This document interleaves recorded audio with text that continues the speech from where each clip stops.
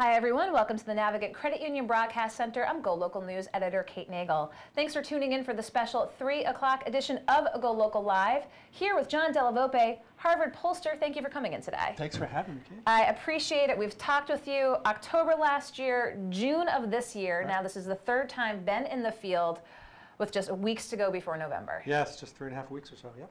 And so we're talking about, we were in the field with an online poll that was approximately 5 to 7 minutes.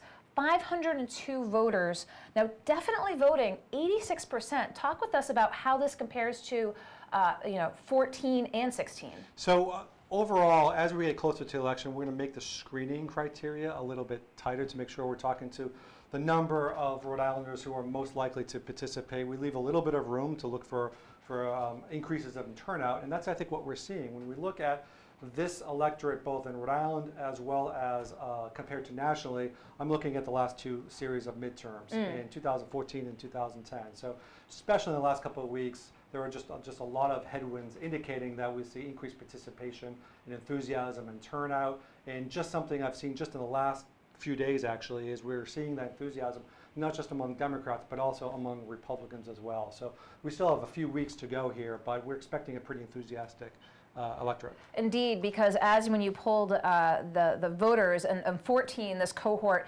approximately 80% voted in the midterms and 10% did not, and I couldn't remember. And in 16 for the presidential, 89. So we're not seeing that 80 level. I mean, we're seeing closer to that presidential number. We're seeing, in some cases, I think we could actually see midterm turnout look like a presidential year. I'm not sure it's going to happen in every single city and town, but that's something that on a national basis that we'll find in a few districts at least. And do you think it's driven by the race? I mean, clearly the gubernatorial race here. Are we going to see some fluctuation around the country depending on the interest level in the particular race taking place? I think so much of the political conversation today is just driven by what's happening out of Washington, D.C. And we've talked about this before. It's difficult for even candidates for governor. I remember it wasn't so long ago where so many Rhode Islanders would be sitting around a TV set watching a debate. It's difficult to get that message across because there's just so much incoming from Washington, D.C. And then there's also a segment, I think we can see it in this poll and we can see this in national polling, that just kind of turned off, right? They might vote, they might not vote, but they just want to kind of take a step back. They think that everyone is being too sensitive to what's happening, political correctness and these sorts of things, and they just want to take a step back from the day-to-day battle. And that could be a big indication in terms of the size of the electorate, in terms of whether those folks, those independent-minded folks, actually get back in or not. That's a big question. So those were 2 of the ones that we started with, again, looking at who's going to be turning out at the polls. Now, of course, one of the benchmark questions started off in October. Of course, the big one, the #1 problem facing Rhode Island you'd like the governor to address, not that different than what we've seen in the past. Jobs and economy at 21%, taxes at 20%, roads at 11%, yes, and education at 8%. We usually see education high up, roads as well. Were you surprised at roads over education? I was in this particular question, but I think that is an only in Rhode Island kind of answer. It's yes, just in terms of the state of the infrastructure here. So it's not saying necessarily that education is not important. We know it's incredibly important, but also don't forget that every voter uses the roads, the bridges, the infrastructure. Not everyone, especially in what we consider kind of a midterm size electorate, will be having a child in public education. School-age child. Yeah. Again, October 17, very similar. Jobs and economy tops of the list. Education and taxes. June 18, taxes top the list at 18, and jobs and economy. What do you think the vacillation is between taxes and jobs and economy? I think that as the economy continues to strengthen, there's a less of a gap between kind of where that is as 1 or 2 and the things that follow that, and that's why it's a pretty interesting opportunity, I think, for kind of challengers to the governor, especially Republican challengers, because taxes is a kind of a top tier issue, and you won't necessarily see that in every single kind of midterm or a governor's race, I think, in this state. So that's a particularly interesting opportunity, I think, for those challenging Governor Raimondo. And you'll see the full list when you go on GoLocalProv.com for the poll results, but some of the issues that come down far in the list tend to seem to be almost the national ones: healthcare, immigration, drugs and opioids. Is this what you see around the country? Well, voters, I think, are particularly attuned to understand the context of the question. So if I ask the question, what is the number one challenge facing America? What is the number one challenge facing your family? What is the number one thing that you'd like the president to deal with? Different kinds of answers. So I think the way to think about this open-ended question is understanding, respecting that voters understand what they want in their next governor, understanding that other members of government, both local, state, and federal, might deal with some of those other important issues that may not be the top of the list for this particular governor's race. And speaking of other races, we will be releasing tomorrow the poll results for the Senate race here in Rhode Island. Let's talk about what's always a big question, right track, wrong track. Now, there's some nuances to this. Yes. Pertaining to phone versus online. Now, back in October 17, it was a phone, then went to online in June 18, and again now for this most recent one, right track 19%, wrong 38%, mixed 43%. Right, and that's just important from a methodological point of view. We are increasingly more comfortable and believe we have better, more consistent, more reliable, more representative results when we poll online. And the reason we do that is, and we'll continue to talk about this, is especially when you have sensitive topics and voters who are just seem to be angry at the system, and we know in this state and the other 49 states, we're seeing that too. So we made the change from telephone to online. And one of the subtleties of that is typically when you ask a right track, wrong track question over the telephone, that's the question. Do you think the state's going the right track or is it in the wrong direction?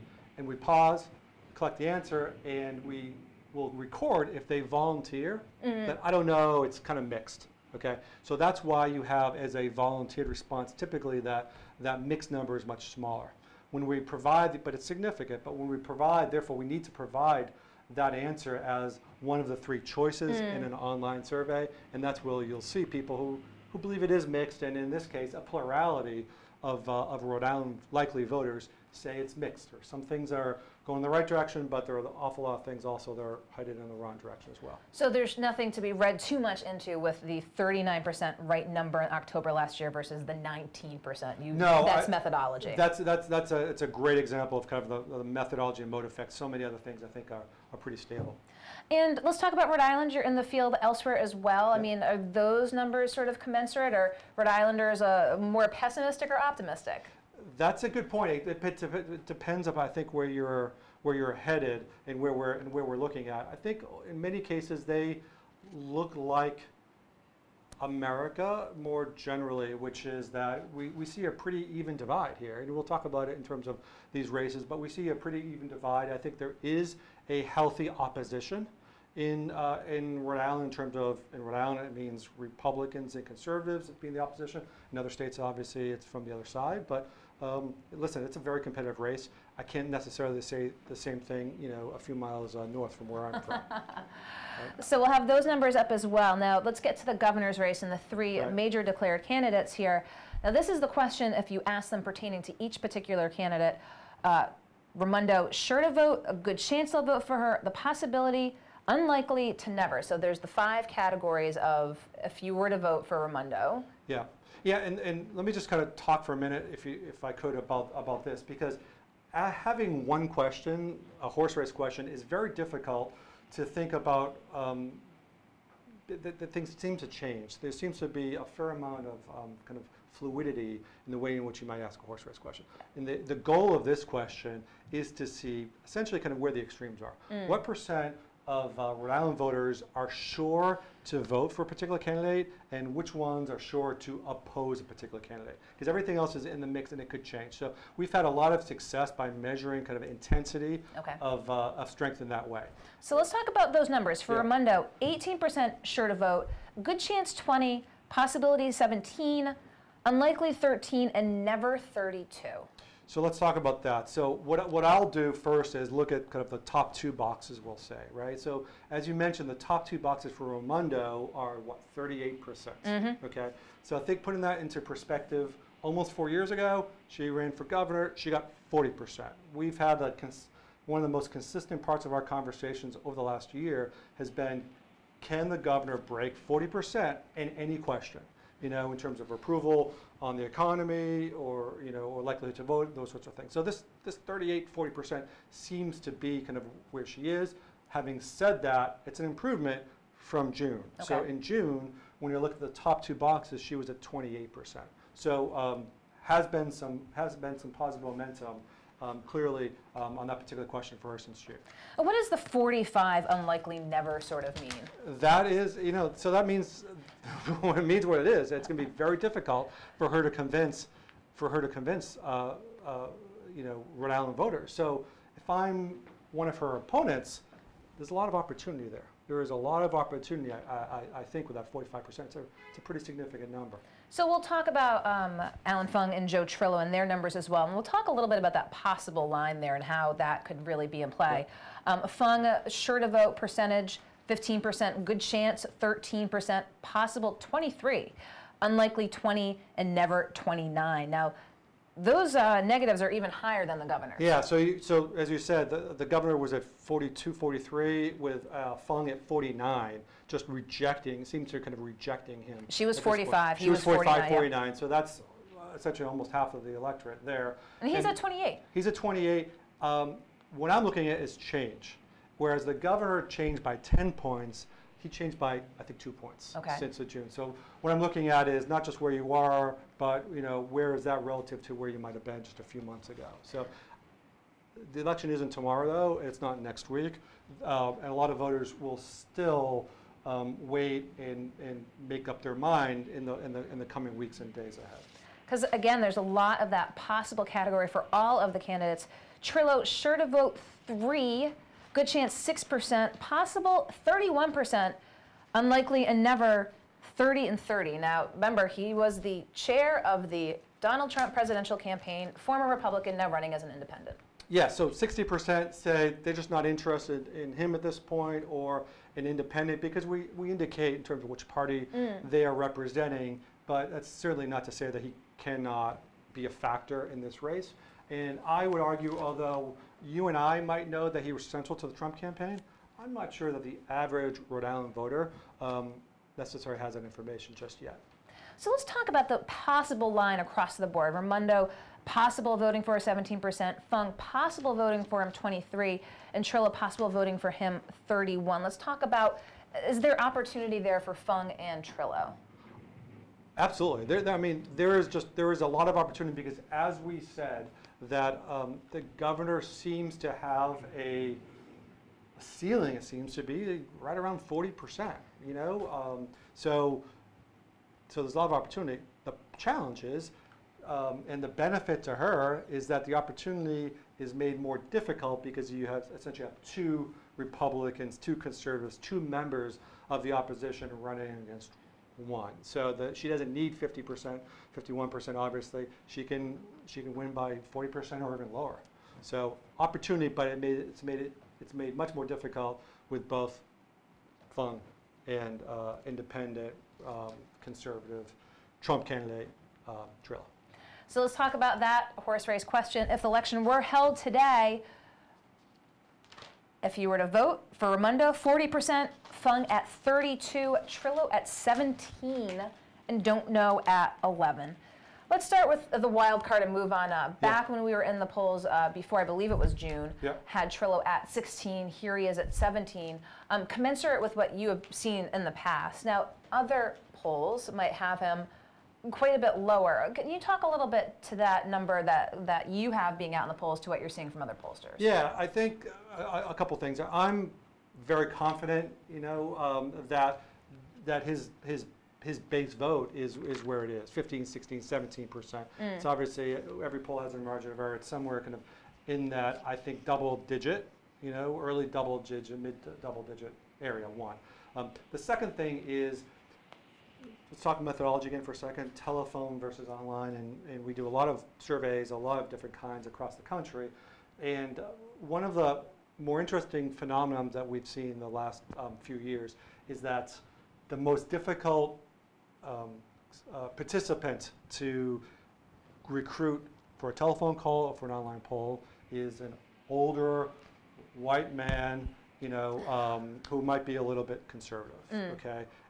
So that's what you're saying is difficult to recruit. Very difficult to find. They're the last ones to include in the survey. We try to extend the survey times, and they seem to have we seem to have an easier time including them in our data when it's online. They seem to be more open to online versions of surveys rather than picking up the telephone from someone from the media or from a political campaign asking them questions that they may not want to share their answers of to kind of an independent live operator. So whether it's online or whether it's those recorded telephone polls, the Trump voter seems to do better and is more reflective in those kind of automatic or non-personal ways of collecting data. Maybe a little distrust of a phone call, if you will, well, yeah, we're all distressed, but we're all distressed, I think, of too many phone calls. But the idea is, in terms of the system, and this is just, I think, another example of not wanting to be part of kind of the political system. The other group I'd mention, though, it's a big part of some of our other work that's a difficult group to find is younger people of color.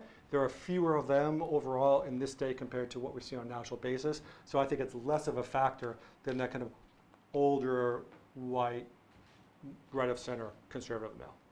So let's talk a little bit about the Raimondo and Fung numbers. You talk about her, again, inability to, again, get past that 40. Yeah. What's your thoughts on the Fung at 32? Well, that's actually a net decrease. So when we were in the studio back in June, it was dead even. It was 38-38, I think, right? So what we've seen is we've seen a little bit of an increase, 38 to 40 for Raimondo, and we've seen Fung actually backtrack, 6 points.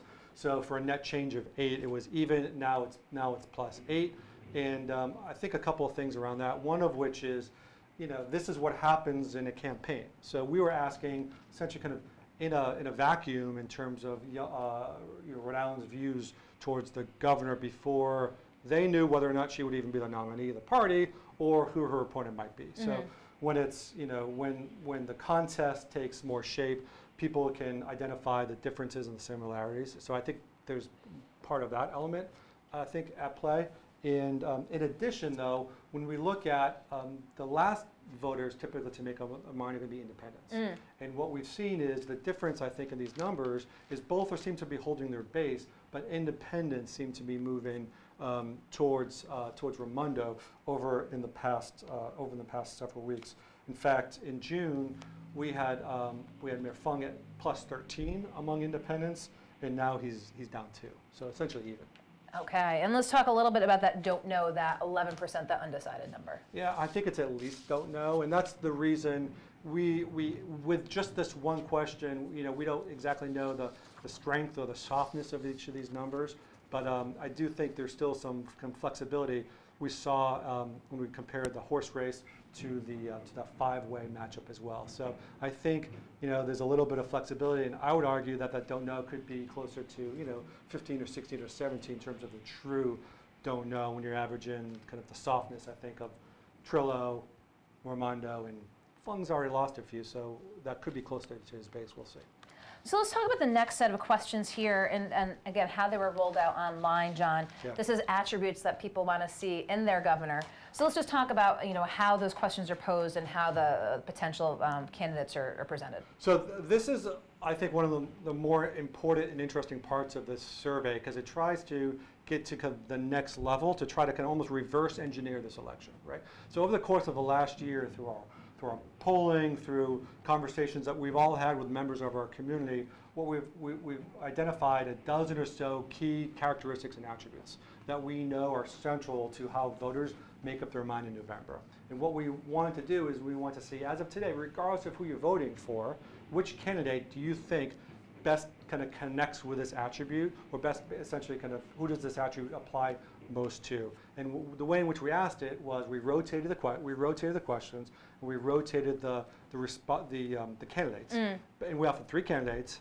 but of course we also offered none of the above as an option, and then still don't know. Just don't know. So that's the way in which we asked that question, to try to really understand what's driving some of those top line numbers. So let's go through these lists of attributes here, John. Who has the best vision for the state? Raimondo had 31%, Fung at 25%, Trillo at 11%. And as we've seen in a lot of these questions, that none and don't know combination was 34%. So let's talk a little bit about that. Yeah, so a couple of the ways in which I think about these questions is, let's think about who has the advantage relative to the overall benchmark of this horse race. Okay, so we're looking at 40 for Raimondo, 32 for Fung, that's plus 8, with Trillo being around kind of 17. So she's got a plus 8 lead. So the way I want to look at this is other attributes where she's doing better than 8, other attributes where Fung is kind of close that gap. Okay. That's what we're looking, that's really what we're looking for. So vision of the state, she has a small advantage 6. right now, but isn't that the job of whoever is governor or wants to be governor, is to paint a vision for the state? And right now, she has a small advantage, but it's still, I think, no one owns that space yet. There's still, I think, some opportunity to kind of not just talk about the problems today, but paint in terms of a vision of what Rhode Island wants to be and will be through their leadership. Let's talk about one of the attributes where she ranked overwhelmingly high was, will the governor, the attributes of a governor to ensure to have high quality health care. Raimondo was at 28, Fung was at 13, and Trillo at 11. Again, the none don't know 48. So comparing Raimondo and Fung, overwhelming lead over him in this category. Yeah, and that is incredibly important because as we talked at the earlier part of this segment, the degree to which people are excited and enthusiastic, if we see some larger turnout here, it's going to be, a lot of it I think is going to be driven by women. And whether they're conservative or whether they're progressive, women often, as everyone, but especially women, care about healthcare. So this is a very, very significant advantage to her. Again, not 20, she doesn't own it, she's not at 50, 60, 70%, but that's a significant advantage and probably too difficult of a mountain for Fung to climb to kind of get even in that category with only a few weeks left. And so let's talk about an earlier question that you had asked again. It was those most important issue facing the governor of Rhode Island, and healthcare on that list happened to be low. So you mentioned the female voter caring about healthcare.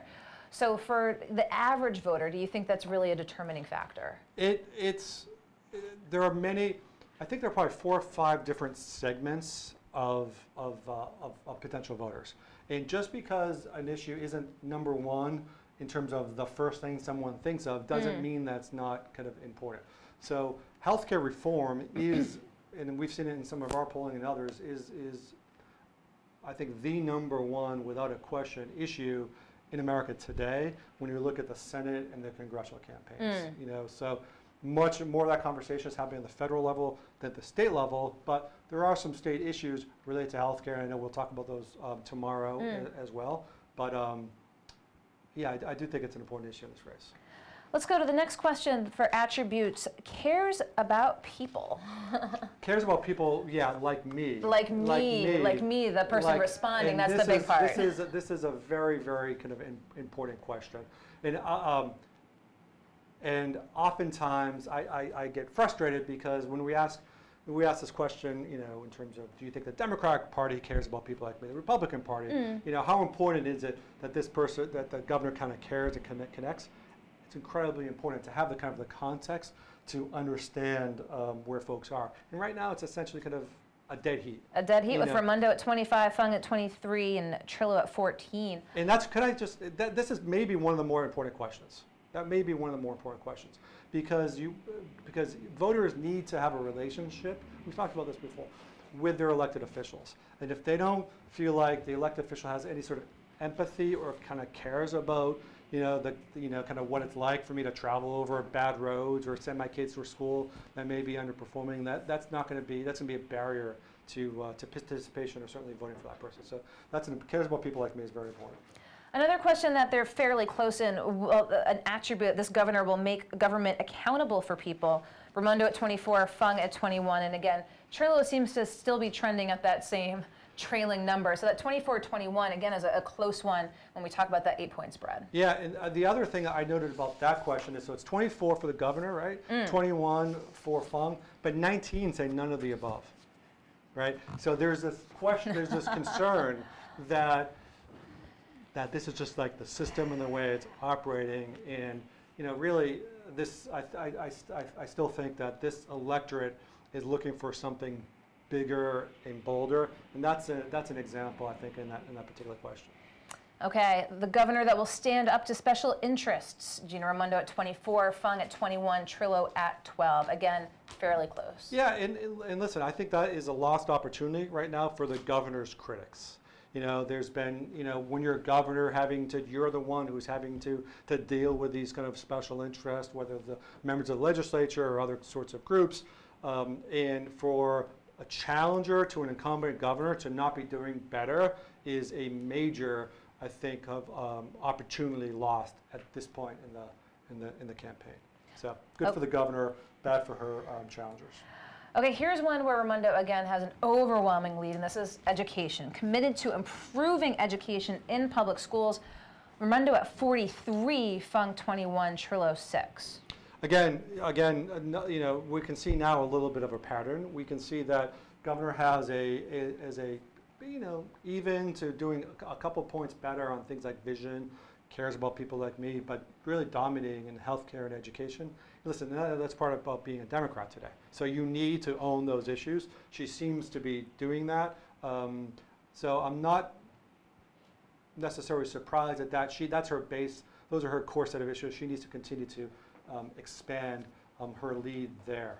So that's where she wants to be. It's not a big surprise. No, it's interesting. One of the things that has been a big issue in the campaign so far, John, is schools, but the school infrastructure, talking about infrastructure bond, talking about safety, not necessarily talking about academic performance, but it clearly seems to be an issue from the governor's standpoint. If you see her commercials out there, a lot of focus on education.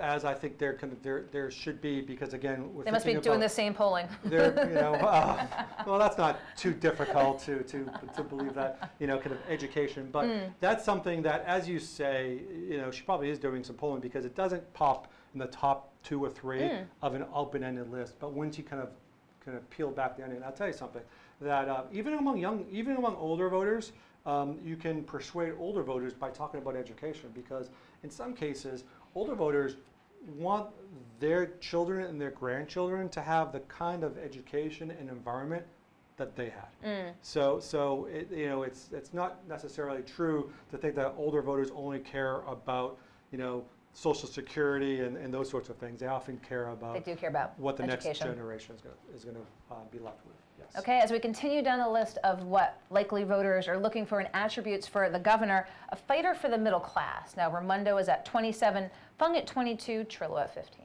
Again, something that it seems to be kind of table stakes for someone who's challenging the governor. So I look at this as, you know, if I was to look at those issues and say which ones would I want if I'm Republican Fung or Independent Trillo to make some headway on, fighter for the middle class would be one of them.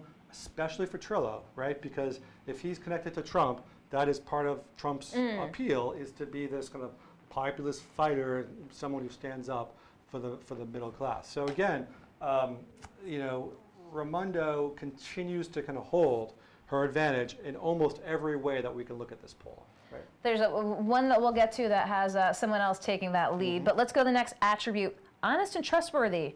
Raimondo at 25, Fung at 19, Trillo at 9. And let's see what the nuns say, right? Honest and trustworthy. Combined with none and don't know was 48. So yeah, the so none was 23. So the nun comes in like a close second to the governor here. So a quarter of voters just don't believe that either of any other group is kind of honest and trustworthy.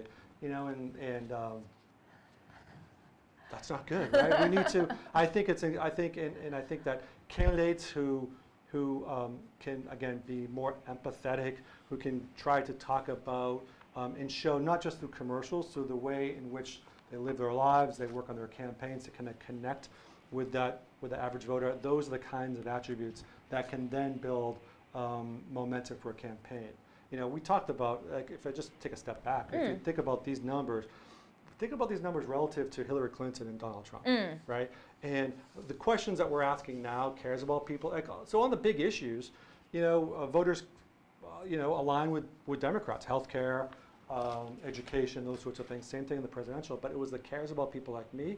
It was fighter for the middle class. Those are the challenges that Hillary Clinton had, never quite overcame. Trump took advantage of.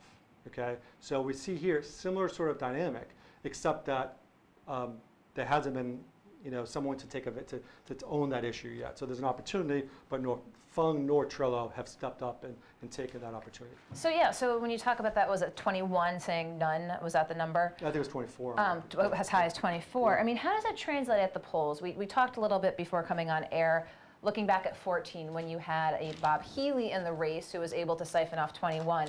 I mean, he was the complete anti-establishment candidate that I think folks did identify some of the qualities that they saw as lacking in other candidates and went for that. There's no Bob Healy this time. Where does that 24 break if they look at the top three? Do they go to an independent candidate? Do they, what's the deciding factor? So it's an excellent question, because that group is torn.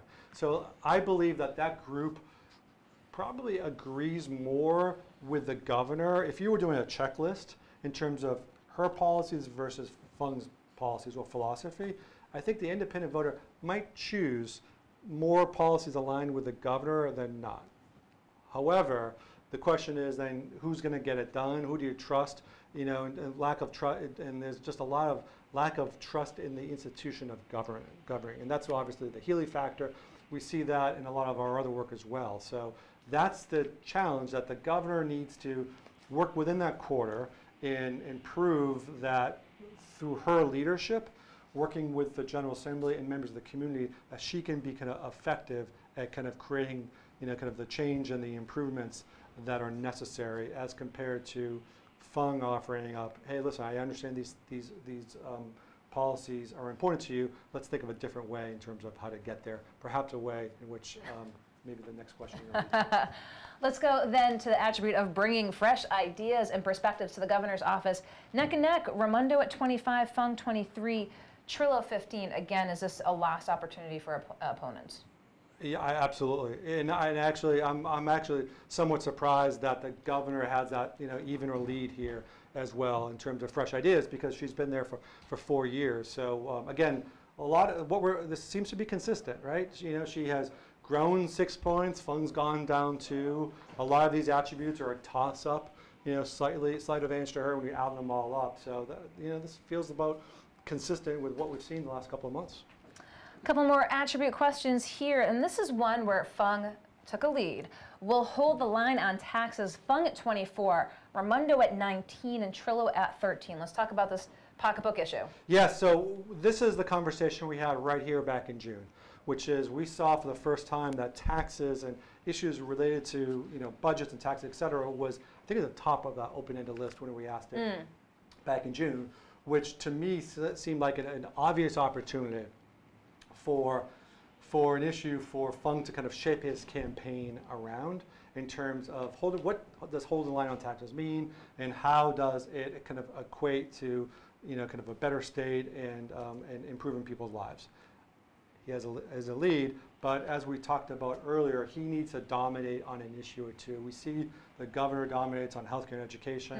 Where is he going to dominate? If not taxes, I'm not sure where else. Now maybe it's because he has an opponent to his right, who's taking some of that oxygen as well. But that's the way the campaign is unfolding, and he certainly needs to do much better in that to win, I think, in November. He should be leading there by at least 10 points. And another pocketbook issue is fiscally responsible. Raimondo at 29, Fung at 28, Trillo at 10. Again, good for the governor there. And we talked a lot on this set about the POSOCs, right, and about other budget priorities. So maybe that's kind of a boost in terms of a sense that she is at least as fiscally responsible as Alan Fung right now. That seems to be the case. Again, for a Democrat to be tied with a Republican in terms of fiscal responsibility, Democrat takes it 7 days a week. So we've gone through the list of attributes. We've gone through the horse race numbers. We're going to be releasing more information tomorrow pertaining to some big issue-based questions. But about the things that we've talked about, John, and again, you were in the field last October, again in June, and again for this 3rd time now. Anything surprise you in this poll? No, it seems actually, I wouldn't say, it's been pretty consistent. So what surprised me perhaps that it has been so consistent, right? We talked about, I remember back here in October, a year ago, we talked about the governor being at 40%. Everywhere we asked the question, we asked it 3 or 4 different ways. She's at 40%. She's somewhere around 40%. So I think what has surprised me is the fact that no one else has taken an opportunity to knock her down and to kind of regain some momentum. So that has surprised me, because a lot of folks had almost written her off a year ago because she hasn't grown. But this is the state. You know, we're seeing, you know, is it a three-party state now in terms of not a two-party state? So we're seeing the impact of third-party candidates. Now we'll see. You know, Trillo, he is a wild card, and he could go down, right? So he's at 15 or 16 now. The lower he goes, the more opportunity there is for Fung. So this clearly isn't over. There's still several weeks to go. I think one of the mistakes that folks make, that pollsters make, is trying to, you know, predict the future 3-4 weeks, you know, ahead of time. That's not kind of the business that we're in. No. What we're saying is, compared to June, you know, we've seen some movement. Almost all of the positive movement has been slowly and steadily moving in the governor's direction. That's what we're saying. So do you anticipate, let's say in the coming weeks, you know, Fung's got a battle both with Trillo and Raimondo. Do you see Raimondo really taking on Trillo in any way, shape, or form? I would not imagine that to be the case. If I were the governor, I think I haven't thought too much about it, but I'd probably keep quiet, right? Or do whatever you can to kind of encourage, you know, because I think most votes that Trillo gets are not going to be coming from the governor. They're going to be coming from, I think, Fung. So we'll see. You know, maybe the real battle is for like the future of the Republican Party kind of in the state, right? I mean, clearly there's been battles since Patricia Morgan finished second to Alan Fung, then put her support behind Joe Trillo. It's been a battle. But let's just talk again holistically with the governor at that 40, Fung at 32, Trillo at 17. Any paths to victory for either of her opponents? Oh, without question. It's obviously kind of a single digit. It's a single digit lead. It seems to be a pretty committed 35 to 40 point base. But listen, there are going to be some questions that you talk about tomorrow that could indicate kind of potential pathways. Okay. I think one. The second thing is that I think the Republicans need to kind of create a unique identity, and I don't think that's happened yet. You know, I know that Fung has talked a lot about biography and kind of his story, which is kind of step one. But there needs to be kind of a more, kind of a bigger, kind of bolder plan, I think, in order to knock out kind of the champ or the incumbent or the governor. It really it needs to be something, I think, kind of a bigger vision, a more consistent idea in terms of where to take the state. So look at vision, look at the fiscal things, and then they may even need a third issue as well. But could happen, but time is running out. Getting close, getting down to the wire. Yeah. And speaking of time, tomorrow we're going to have the results of some questions that you were in the field on. The Partners Potential Care New England expedited now a merger process, how that would impact care quality and jobs, and voters' thoughts on that. Right behind us, proposed development for a 46-story tower by developer Jason Fain. The Catholic Diocese and these investigations taking place around the country regarding priest abuse over decades. School resource officers, again, an issue that the candidates have been pretty vociferous on all sides. The governor's free college tuition proposal, tuition program that we've had some reporting about recently as well. Sexual harassment in the workplace and the bus strike here in Providence. Yes. So stay tuned tomorrow to get answers to those questions on GoLocal. You can go on right now and get the results that we just talked about here for the governor's race and more as we're getting towards November. So John Della Volpe, thank you so much for coming in on a very rainy Thursday afternoon here in Providence. We appreciate your watching. We look forward to bringing you more from John's poll here tomorrow and again online at golocalprov.com. I'm GoLocal News Editor Kate Nagel.